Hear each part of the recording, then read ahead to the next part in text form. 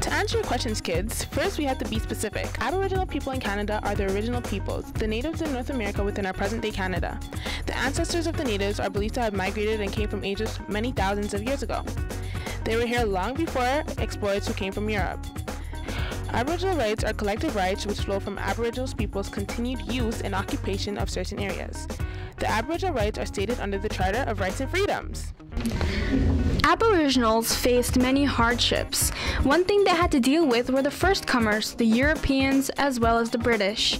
After conflict had arisen, the fur trade as well as during the settlement and colonization, numerous friendships and peace treaties were created between the Crown and the local Aboriginal population, which is also known as the Royal Proclamation of 1763, which was set out so the two cultures could coexist.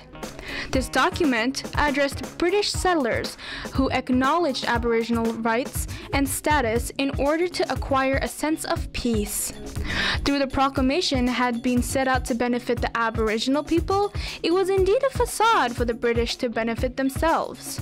For example, pertaining to land claims, there was a case that was a violation for the treaties.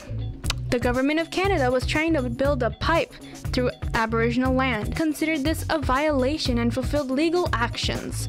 This clarified for the Canadian government that the treaty stands for Aboriginal rights to land, resources, and governing.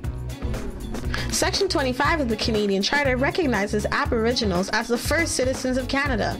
The Native people tried to assert their rights since the arrival of the settlers, but they received little to no recognition by colonial groups that violated their freedoms. Historically, many non-Aboriginal politicians did not consider the question of Aboriginal rights to be a government priority and title. The colonial mentality, the doctrine of discovery, is an international law that European colonial power can claim title to newly discovered territory. The Canadian legal system was not set up to address Aboriginal rights.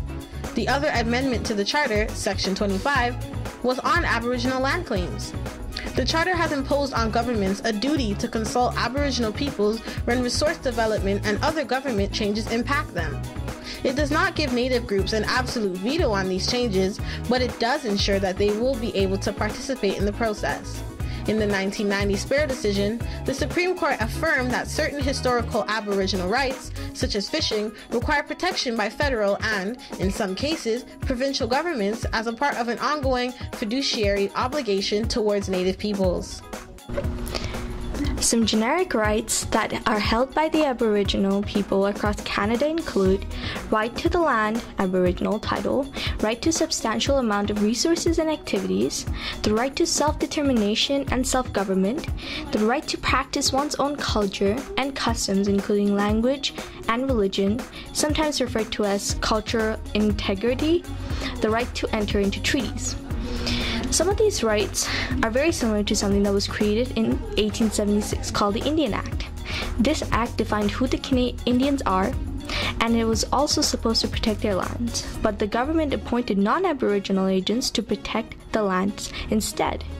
However, this act is not valid anymore due to the fact that this act infringed, meaning violated, upon many of their rights. For example, calling them Indians, something that they aren't, not giving them the right to protect their own land, and no fundamental rights towards their culture.